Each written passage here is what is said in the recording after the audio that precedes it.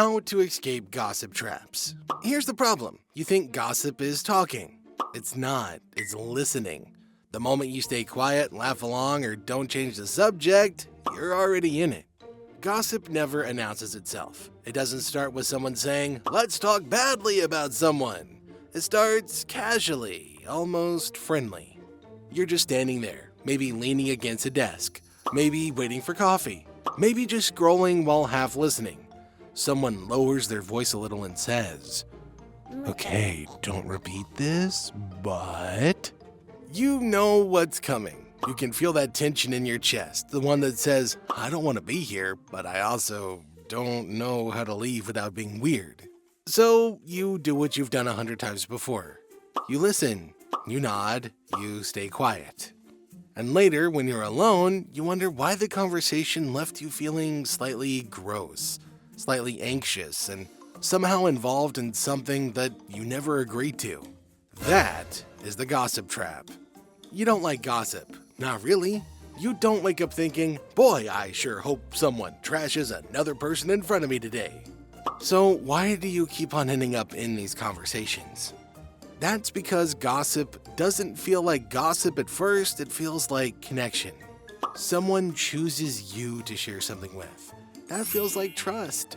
Somebody lets you in on a story. That feels like inclusion. Someone frames it as concern, curiosity, or just telling you. Your brain, it likes that. It reads it like social bonding. Thousands of years ago, sharing information about others helped groups survive. It helped people figure out who to trust, who to avoid, and who needed help. The habit stuck even though the context changed. Now, gossip doesn't protect the group. It just spreads tension.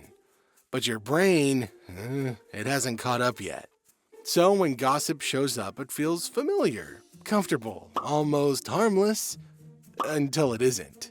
For a long time, you thought ignoring gossip made you mature. You thought staying silent meant staying neutral. You thought not reacting kept you safe. It didn't. See, what you didn't realize is that silence, that's still participation. Not in a loud way, but in a subtle one. When someone gossips and you listen without responding, they learn something about you. Not consciously, but emotionally. They learn that you are a safe place to unload negativity. They learn that you won't interrupt. They learn that you won't challenge the tone. So they come back. Again, and again, and again. Not because they respect you, but because they know you won't stop them. That realization hits you harder than any insult ever could. There's a quiet rule gossip follows. If someone is comfortable tearing down another otter in front of you, they'll eventually do the same with you, even if they smile while they do it. Not out of cruelty, mind you, but out of habit. The thing is that gossip isn't selective, it's cyclical. You can notice the patterns. The same people, the same complaints, the same tone, different names, same energy. And one day you catch yourself wondering, what do they say about me when I'm not here? That's usually when something clicks. At some point you tried to be direct. Someone starts gossiping and you said, "That's kind of unfair," or "I don't think we should talk about them." The room goes quiet. Someone laughs awkwardly. Someone changes the subject too fast. Someone later tells you that you're too serious. You feel like you just broke an unspoken rule. And in a way, you kind of did. And that's because most gossipers don't see themselves as negative. They see themselves as honest, observant, or just venting. So when you confront them directly, they defend. The conversation doesn't stop, it just shifts, and sometimes you become the new topic. That's when you learn something important. Stopping gossip isn't about winning an argument, it's about refusing to play the game. The first real change you make is simple. You stop feeding gossip.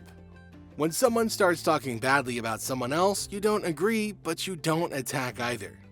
You say things like, "I haven't really seen that side of them," or "They've always been decent to me," or even just, Just a calm response that doesn't match the negativity. It's subtle, but it works. See, gossip needs agreement to grow.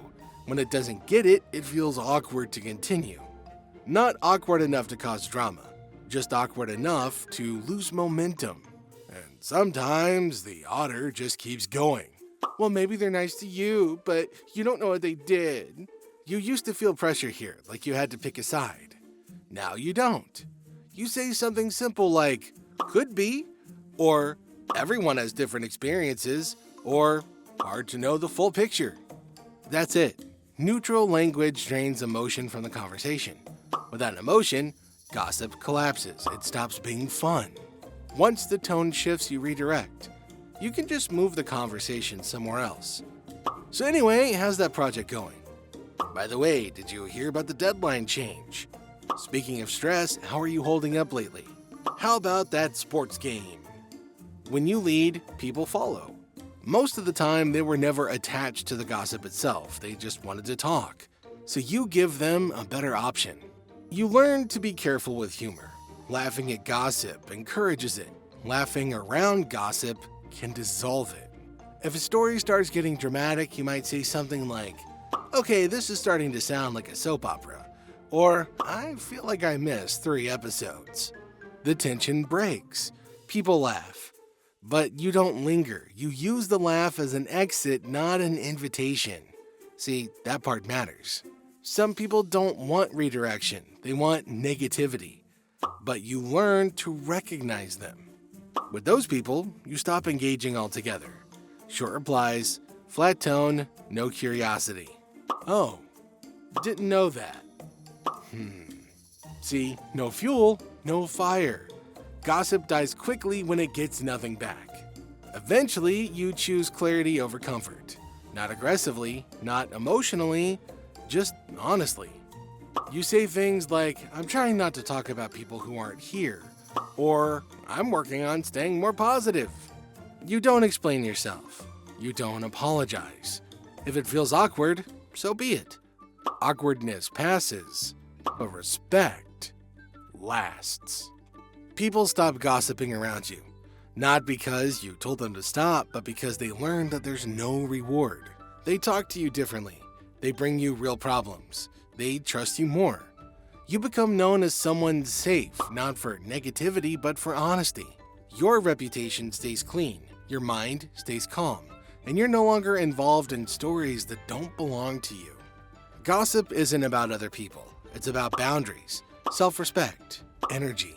You can't control what others say, but you control what you give attention to. And once you stop giving gossip attention, it loses its grip on you. I hope this helped. If it did, like the video and subscribe. And remember, not every conversation deserves your presence.